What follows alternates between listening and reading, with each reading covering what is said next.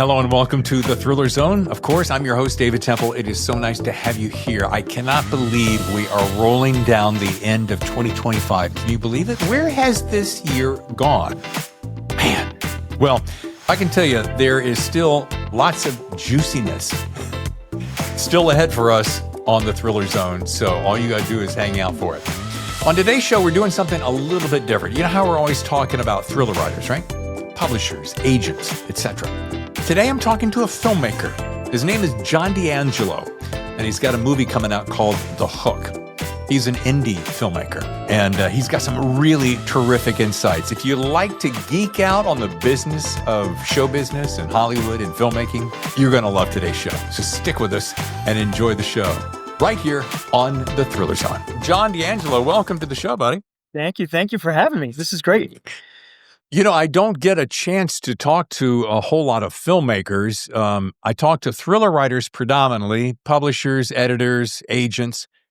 So you're among like the first couple of filmmakers. And as a closet filmmaker myself, I was so excited to jump on this opportunity. So I'm glad you cut aside the time. This is great. And the genre of the film falls right into your bag, though, for sure. Yeah.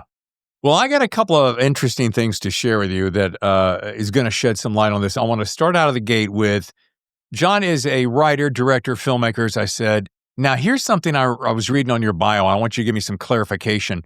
He's known for blending classic storytelling with cutting-edge visual innovation. I got a pretty good idea that is, but tell my listeners exactly what sets you apart. Sure. So when it comes to ICVFX and things like that, I think the most common popular notion is the whole Mandalorian craze that went on years back where they were using Unreal Engine and putting them on these massive LED walls. And that kind of sparked out of a necessity with Jon Favreau and his team during the whole the lockdown of COVID. But it sparked a really great use of that technology. And just like many others, I kind of adapted to that craze. I wanted to understand the limitations of what that technology, like what's the bottleneck there? How far can we take it? And I was already a certified Unity game developer, so I kind of had my head around the engine. But for a long time, I was like anti-Unreal Engine for some reason. I was just a fanboy of Unity. It's silly, but it happens. Guitar players do it too. You know, like Fender, Gibson, the whole thing. Sure. So to make a long story short, I was comfortable in that engine space, but Unity wasn't capable of getting where Unreal Engine was getting in that space. So I jumped in, started studying it, fell in love with the engine, got certified in that world, and then I hit the bottleneck. And the bottleneck was the technology's there, but it's very, very, very expensive. So over time, those LED panels became more accessible, they became cheaper, but they're still not quite where they need to be. So I use the technology currently to do all of my previs, to do all of my conceptual things. I build my environments entirely in Unreal Engine and 3D environments. I set my virtual cameras to match the cameras in the real world with the real lenses. And then I place them to the centimeter of where they'll be in real life. So when we show up on set, there's no questions of whether or not the shot list will work physically in the space. The next step is to get to the production level where there's enough funding behind it to do the LED volumes. But I am ready for that when it comes. Well, now there's two things to unpack there, folks. I want to break this down. One, I'm going to flash him back to like the late 90s or mid to late 90s. And I'm hanging out with some cats in North Carolina, and they were doing something that is now kind of normal. And I want to make sure that I'm on the same page with you.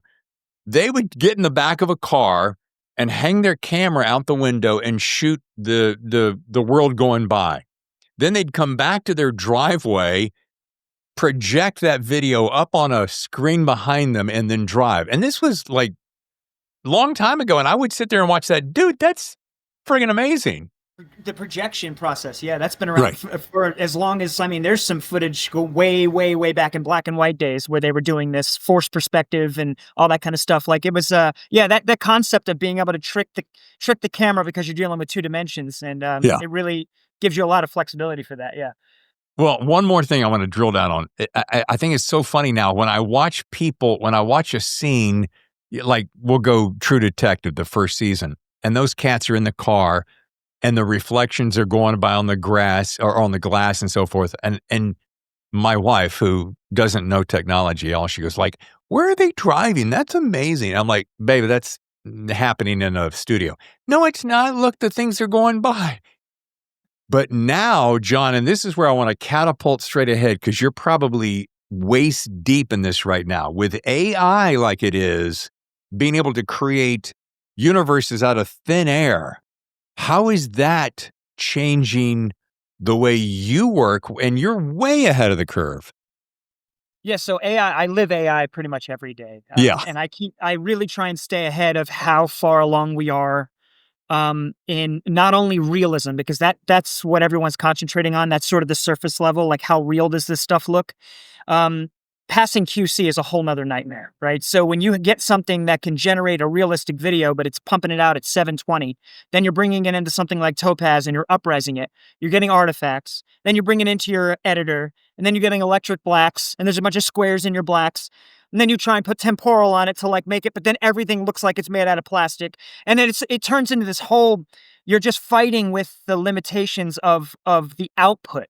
You're not fighting limitations of realism anymore. So when Sora 2 dropped, the very first thing that I realized with Sora 2 was, I think we're pretty much there to shoot pickups with AI. And what I mean by pickups is like, I need to get that aerial shot of a crime scene at night. I need to get the outside of an office building with a flag flapping in the wind. Right. We nail those. It's pumping them out at 1080 right now. Soon they're going to get rid of all the little particulates and the issues that happen with artifacting. I'd say this time next year, I don't think a second unit is going to need to be activated on a film set unless the actual talent is needed for those pickups. I don't see it happening. Isn't it crazy times we're living in, right, bro? Crazy times we're living in, yes. But All right. I will say that I just want to say one last thing on that. Yeah. It is really, though, a syndrome that we have as a human race. Like, we get way ahead of ourselves. Like, if you can have conversations with people right now that they're not really living the space, and they could swear to you, we are 24 months from being able to type a lizard falls in love with a chihuahua, enter, and you get this fully animated movie about like engaging, changing your life movie. We are so far from that. But it's how you use those tools with the tools we do have that are overdeveloped, like an Unreal Engine. Yeah. Now we're cooking. Okay. Well, folks, before you turn that dial, as we used to say during my radio days, before you distract your attention, and thank you for letting me geek out with John here, a fellow filmmaker. But this stuff is very exciting because, and this is a conversation, John, I have every single solitary frickin' week. People go, "Oh, geez, dude, you can't use AI. You're cheating." I'm like, it's a tool. You can take a knife and you can cut an apple and eat it, or you can take a knife and stab someone and kill it. It's still just a tool, right? That's right. Yeah. That's right. Yep. And yeah. And I'll say this too. I'm pretty sure there was a lot of horseshoers pretty pissed off at Ford if you go back far enough. Just saying. Just saying. Nice analogy. Okay. Now that I got the chili bumps worked out of myself, I got like 5 questions. We're tight on time. We want to make sure everything grooves here. I know you started out as a songwriter and performer. I get that energy already. Now, we're talking about your new film, The Hook. When does The Hook come out? So The Hook doesn't have a release date yet, but it is looking like it's going to be next year. I'm hoping for a Q2, Q3, but I don't want to overstep, but that'll be wherever the distributor lands it. Yep. All right, well, this is not his first rodeo, kid, so he knows what he's doing. But what I want to do is, how much of, like, when you're on the set, musicians are a very specific breed. I know because I am one myself. When you are on the set, how much of that, was there like a particular scene that you were working in where you go, "Oh, you know what? I've already scored this thing in my head." Do you have the music and the film in your head going simultaneously? Because I do, and I'll tell you this though. So when it comes to the levels of filmmaking and productions, right? Like you have the really, really high level where, like, Guillermo del Toro doing Frankenstein, right? You're talking like this is the far end. You get all the tools and the whatever. When you're in that situation, it's sort of like all of the pieces on set like gravitate to his gravity. They all move to his orbit, right? Yeah. If he wanted to say literally like, "Hey, look, today I'm feeling purple," Like, Uh-huh. he's got 60 people trying to not only figure out what that means, but they're going to like articulate it somehow to the best of their ability. Now, why I say this is because when you're on these smaller sets, while I'm overly thankful to be on them, there's not a lot of room to be able to have those kind of like expressive moments where the team just sort of like is finding a way to see all of that vision. Does that make sense? So Totally. what I do to get ahead of that is I just score a soundscape. And a soundscape is like, it can't be too specific because I can't be like, hey, this scene, I really wanted this feeling. Like, I can't Yeah. do that because there's just not enough bandwidth on set. But what I can do is I can score how I want the movie to feel in general. Yeah. And then when we get to a happy moment or whatever, I don't reference it, right? Because it's a dark tone. I'm not going to reference that during a nice scene. But I do that and I send it to the cast. Michael Jai, while he was on set, multiple times, not only he blasted it on set through his Bluetooth speakers, he was always on his earpods, just listening to it with his eyes closed. So some artists and some actors, they really do appreciate having that sort of engagement, but others could care less. They're just like, yeah, tell me where to put the camera. Like, yeah. Yeah. I don't care All about right. your violin piece in A minor. Just where's the camera going? It's really, though, it's not counterintuitive. It is very intuitive.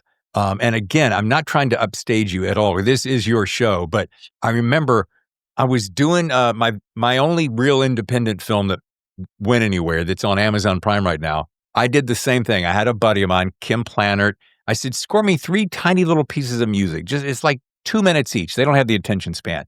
And then we'd get to the set because I'm directing them. I'm like, now listen to this. And just do this to set the emotion. And I want to make sure I'm doing the same thing you're saying. Set the emotion. Do with it as you wish. You've already got the lines memorized. This is simply to embellish the moment so you can feel it. Now go do what you do best. We're on the same page, right? That's right. If it finds its way into their performance, great. No one will ever know where or when it touched it, but yeah. Yeah. Perfect. Now, one of the reasons I agreed to meet with you because my next question is going to tee that up. And when I heard this about you, I'm like, oh, dang. Well, first of all, he's a filmmaker. I got to hang with this cat. Number 2 is that I've been working on a neo-noir thriller for about 2.5 years. I'm sending it out to agents right now, and it's based in, wait for it, Vegas. Okay. So when I'm reading your bio and in your press sheet, I'm like, oh my God, I've got to talk to this cat. So noir, as we know, think Chinatown, for instance, usually screams, rain, alleyways, and yet you put the hook, the movie, in Vegas in August, which, besides it being probably very pleasant temperature-wise, what did Vegas give you, let's say, thematically and or emotionally that you couldn't get in a more traditional noir setting? Hey, it's Dave Temple, host of The Thriller Zone again. November is Prostate Cancer Awareness Month, so let's not tiptoe around it, guys. We don't want the exam. We don't want the conversation. We definitely don't want to hear the words, we found something. But pretending it doesn't exist won't save anybody. Look, cancer didn't ask permission with me. It showed up, kicked me square in the chest, and suddenly I had to sort my life into 2 columns, what actually matters and all that crap I thought did. That's why I wrote the book, Life in 2 Columns, Shit That Matters, and Everything Else. It is not a lecture. It's not a medical brochure. It's me, uncensored, talking about getting knocked on my ass, learning what to hold on to, what to laugh at, and how to stay human when something is literally trying to delete you from the inside out. If you're a guy or you love one, you'll see yourself in this book. It's out now in ebook and paperback. The audiobook drops Thanksgiving weekend, and the prices are simple. Ebook, $8. Paperback, $16. Audiobook will be $15. Or you can grab the Life in 2 Columns bundle. I'm so clever. Where you can get the ebook and the audiobook for $20. Best deal by far. Plus, a part of every sale goes to the American Cancer Society to support prostate cancer research because this disease doesn't care how tough you think you are. Search Life in 2 Columns on Amazon or get the bundle at davidetemple.com. Amazon or davidetemple.com. Tell the men in your life to wake up while they can. Thanks. Well, so I've first of all, what you're saying about noir is and Vegas. Vegas particularly could give you some of the best noir ever, especially if you utilize the Strip, if you utilize the downtown is insane for that. But this movie was originally supposed to be very True Detective season 1. This was supposed to be Arkansas. It was supposed to be like there was actual crocodiles like in the original concept that the three writers of us we were all like kind of floating around. So there was the final battle scene was supposed to happen on a boat, the Jolly Roger. Like it was a whole thing. So when we found out the limitations of the production forced us to shoot local, we ended up just having to lean into what we had. And the noir thing either took a hit or it ended up being okay. Well, that'll be for the audience to decide when the movie comes out. But it wasn't the production. Unfortunately, wasn't able to go full hit tilt into the original noir, dark Louisiana vibe we wanted to go for. Sure. Okay. Well, I'm with you on Vegas noir. And when I started crafting this story, especially this, I've done a lot of business in Vegas. And what I like is, and dude, I'm probably easily twice your age at least. Anyway, so I'm sitting here thinking about old Rat Pack, classic casino. And if you take that world and you desaturate it, let's just say that for just kicks and giggles, turn the color down and make it a black and white. Dude, you're in the middle of noir. You're really close. I mean, very little. Now it's just props and performance, and that gets you there. Yeah. Yeah. Well, I can't wait to see this. Now, you got an ex-FBI profiler in the hook. Now, if I'm not mistaken, had his faith in justice kind of blown apart. I want you to drill down on this for me. Underneath the genre and the kill count, what was that nerve or impetus that you were poking at with that character? Sometimes, and I want to put it this way, sometimes we as thriller writers are doing our own self-therapy in our books. So I'm like, I want to drill down on John and find out what I'm using self-therapy as a wide, what's he working on in this movie? Well, so the Malcolm Miller character that you're referring to, I would say the best way to sort of describe him was I really felt for the story to get engaged quickly, there needed to be an existing history between the characters. And I felt like that just moved things along faster on the page. And it asked more questions early. Questions that I didn't have to answer right away, right? It's because everyone can relate to having a broken, estranged relationship with somebody, and we just assume let the core story move forward and we'll figure out the rest as it goes. And that's really how those stories kind of work, right? Yeah. The other way could have just been stick two characters together that have never met. That's season 1 of True Detective, right? Force these two guys, they get to know each other on the spot, that whole thing. But I decided to go that way because I felt like I got more bang for my buck early on character synergy. And when you're dealing with actors like Mullen and Michael, you have to lean into the strengths of what you've got to work with. And those two actors are just at our peak they literally shook each other's hands, said, "Nice to meet you," and action. Like they just went because of, and you have to lean into those strengths when you're dealing with these budget films. So, but to dive down a little bit into the storyline, back in the day, and this isn't spoiling anything for the movie, 10 years before in this movie, in this storyline, that character was investigating a serial abduction case, and he was telling the FBI it was serial, and they didn't want to hear a serial abduction. They were just saying there's not enough to go on that. Meanwhile, at home, he was having trouble with his wife was terminal, and she was dealing with health issues, so he was losing her, unraveling, and then he just sort of snapped and started to be a little too aggressive, and he lost his badge. So all these years later, it turns out he was right. And at the beginning of our movie, the FBI has to like put their tail between their legs and go like, this guy that knew these cases better than anyone, we probably need to go get him back in, at least to consult. And then, of course, when they find him, he's an alcoholic and he's got an estranged relationship with his daughter because of what he went through all those years ago, losing his job and his wife and everything else. So it just sort of like, that's where we meet this character at the beginning. Wow. Dude, a couple of things popped into my head. May I call you, dude? Couple things popped into my head when you're talking about this. For folks who are spending their time crafting these characters on the page, I don't want to insult my listener to say that, oh, you're probably not getting the film speak like we're doing, but because I know you're getting it. But like when you're crafting the characters from the standpoint of how the camera captures the world, how it moves, how the color affects things. And the reason I say color is I'm a huge David Fincher fan. So when I take Fincher, for instance, in color, painting a scene has a particular mood. What I'm getting at is, do you find that, and I don't know how long you've been doing this, making So films? making films, I've been creating moving pictures for 15 years. Okay, Finally got into the feature film stuff recently. perfect. So this tees me up perfectly. So what do you see differently? What do you see differently from 15 years ago to today, both from the style, meaning what the audience is being, what they get pulled to, what they get connected to? How do you see that style change from 15 years ago today? And it can be style, it can be timing, it could be material, it could be anything. I think all of those are connected to the realization that what's in the frame matters more than the frame. So I think that's for me, and that was a difficult thing because for the longest time, I just worried about technically how do I become the best technical filmmaker because that's how I'm going to get noticed. That's how I'm going to get work.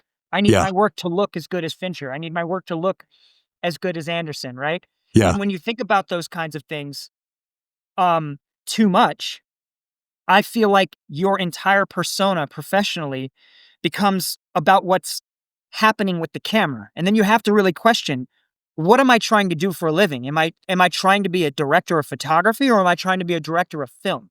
Because good, if you're a good. director of photography, then worry about the settings, worry about your ISO, worry about all of those things because you're going to need to understand it. And I'm a firm believer that like I'm a better director because I went through those processes myself. I'm not saying abandon those things. You do Sure. need to understand how all of your departments work. Um, but I feel like detaching myself from how I create the frame technically to worrying about what's in the frame, all of those things you counted off on your fingers just fall into place. It's a Yeah. lot easier. Dude, so well put, man. So well put. Thank you. Now, oh, here you go. Again talking to you as a filmmaker to filmmaker. You've got what I call, from the little bit of deep dive I did on you and already of what I've picked up. You're the quintessential example of creative tech brain meets storyteller brain, because, and you just said this, there are guys who just focus on, hey, that camera's got to move cool. I'm all for cool moves, but if a cool move is just for the cool move, but it doesn't inform the scene, doesn't inform the emotion, then it's just a cool fucking move. And yeah, big deal. So, but you're the great example of like creative tech, especially with this background with gaming, Jesus, and then meeting storyteller brain. So with your film, The Hook, what's one tech choice? And if we've already covered it, I just want to drill down one more time. What's a tech choice or a workflow that actually changed the way you shot, point A, point B? And what's one sexy tool you deliberately skipped because it would have just been like noise? No, this is a fantastic filmmaking question. Like I think you could apply this question across the entire process of making movies, from writing. What did you want in a movie that was sexy and then wasn't needed? You could take it all the way to post production and color. Yeah. So it's a very very good question. So in The Hook, I will start with one of the things that we did. We got a Chapman dolly, and that was an expense that we had to fight for because most of Wait the one time second, folks. A Chapman dolly is a very, very big dolly that weighs a ton. It's very expensive, and it's the machine that you move, that the camera sits on to make these beautiful moves. Sorry to interrupt. I just want to make No, sure not a that. problem. Yeah. Yeah, it's Okay. great. I probably should have teed that up better. Yeah, and the Chapman dolly is thousands and thousands of dollars, right? Yeah. And if I'm not mistaken, you can't even own a Chapman dolly. You No. have to rent them, right? Yeah. So, and I say if I'm mistaken, because I think overseas you can get something, but like here in the States, certainly Yeah. you have to rent them. So, we made sure we got that because it, I would say 50% of every single shot you could possibly do when trying to achieve a high-end cinematic camera, look, is accomplished using a Chapman doll. Yeah. So the other thing that most people is that, so that was a fight we had to get. What a sexy thing that I forgot, like I didn't get, was I didn't go with a Steadicam operator. Oh, So now, if I could go back, would I get rid of the Chapman Dolly and instead have a Steadicam operator because there was so much dialogue and there was a lot of walk and talks? Arguably, yes. But we weren't sure what the locations we were going to have at the time were, and if we had beautiful locations, things that we could boom over and we could do all that kind of stuff, then especially if we were going to build more sets on a soundstage, then the Chapman Dolly was the right decision. So I don't regret the Chapman Dolly. We got some absolutely stunning moments with that piece of equipment. Yeah. But I feel like we probably could have banged the buck a little more if we had a Steadicam operator all those days. Yeah. And again, not to say my bicycle's cooler than yours, but in my film Chasing Grace, it just so happens that one of my oldest, longest, best friends in the world, my ride or die, is a Steadicam operator. And fortunately, I was able to have him be a part of every little short film I made and in this film Chasing Grace. Folks, and what that means is he puts on this rig on his body that basically absorbs the motion of the camera. What that does for you is allows you to go, like John's inferring, you can go through all kinds of scenes. You can run down a street, you can run backwards, you can climb up over walls, and that thing is always staying liquid. Those guys are very good at what they do. Those machines are very heavy, and he'll tell you right now at age 56 that it has now become a young man's game. Another story.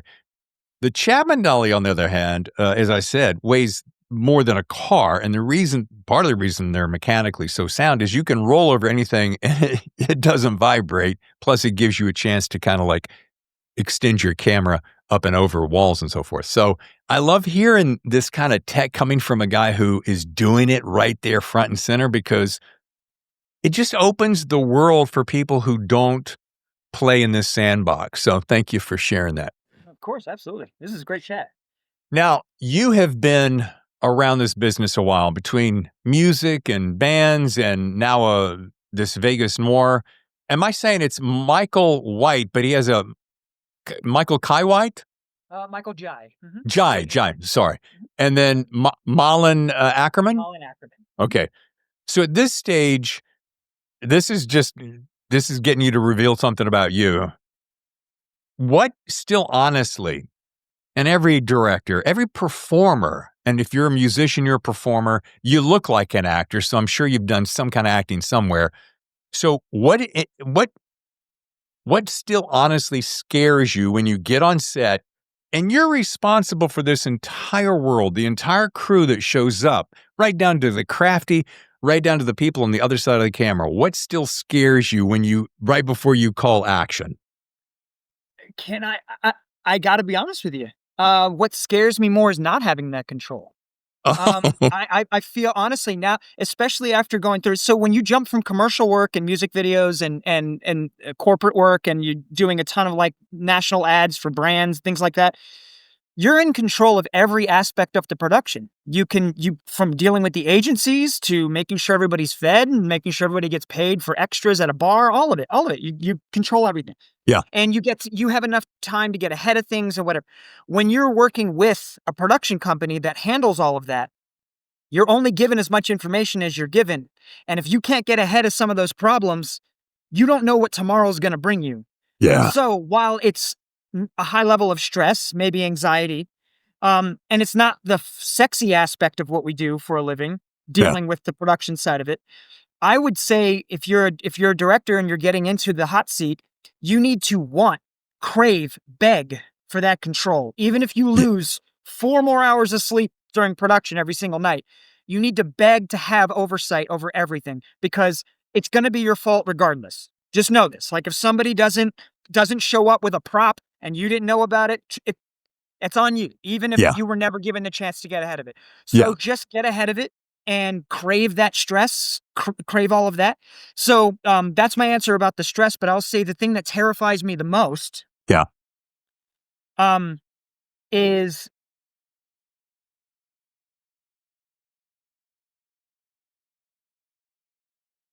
Such a great question. I think probably what scares me the most is worrying about the pacing of the totality of the screenplay. I Yeah. think that's the most nerve-wracking aspect, I feel like. Making sure that an actor early in production that's shooting out of order, who's supposed to be angry, is the right kind of angry right now. Not angry Yeah. because it's just angry. Why are they angry? Because that's going to play later in the film when you watch the final version. If it's the wrong kind of angry, the audience is going to feel it.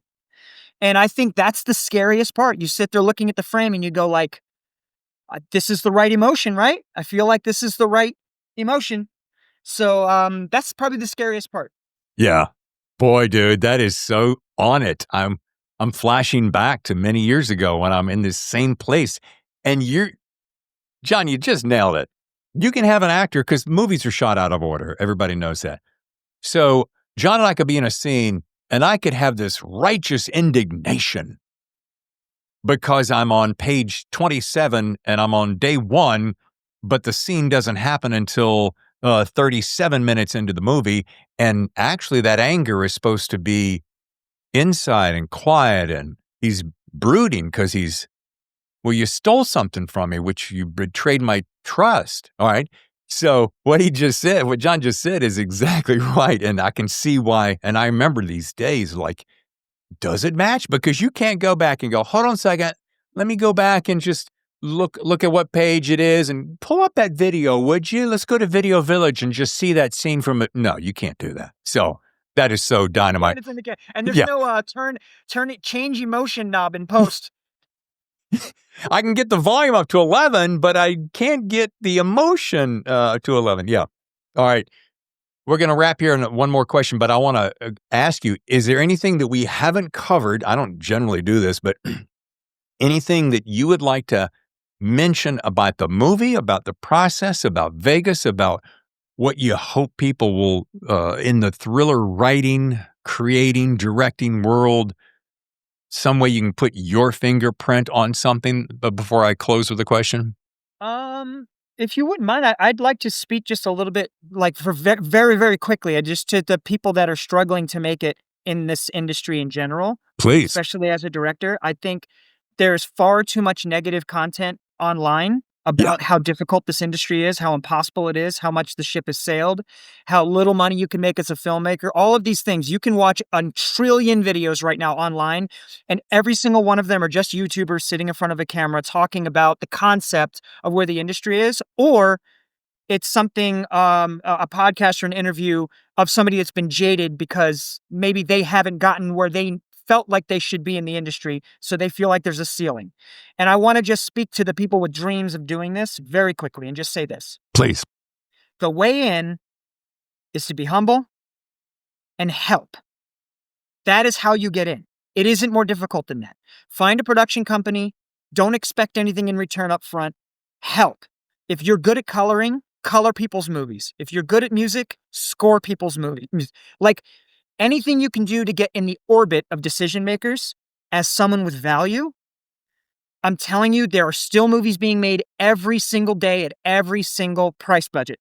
All of them, from $100,000 movies to $10 million movies to blockbuster movies over $100 million. They're all getting made every single day. And the reason you're not on those sets is because the people that make the decisions early don't know you're valuable. So just let them know your value. Don't worry about your movies. Don't pitch your stuff unless it comes up organically. Sure. Step by step by step. So I just want to demystify a little bit of all this negativity online. That's what I would like to say. Thank you for that. Man, that is gorgeous. I appreciate that. And I've been in and around this business since I was 16. So that's 50 years this month. And there is something I learned at my first tour of duty in Los Angeles. I did 3 tours. The people who are nice and show up and just be kind will skyrocket eventually. Because here's why. People like to work with people they like. And I'm not oversimplifying it because you kind of just intuited that. That's simple. Show up, be helpful, And for the love of God, don't pitch your stuff. Hey, I've got a screenplay right here, Bob, Mr. Director, while I'm carrying your coffee for you. That's so good, John. Now's not the time, buddy. Know the time. Yeah. Good stuff. All right. Last question. Well, I always close my show with best writing advice from and guys like James Patterson, David Baldacci, Dean Koontz, Meg Gardner, Don Winslow. These cats have been on the show, so people tune in to hear what they have to say. So, given that we spend most of our time with thriller writers and less with thriller filmmakers, however that is about to change, what's your best creative advice? Now, you just gave me a dynamite piece of insight, but I want a piece of creative advice that people are going to walk away going, John D'Angelo said on the Thriller Zone, this piece of creative advice to future media creators, and this is what I'm going to take away and meditate over the weekend and make it my own. It's all you. You must.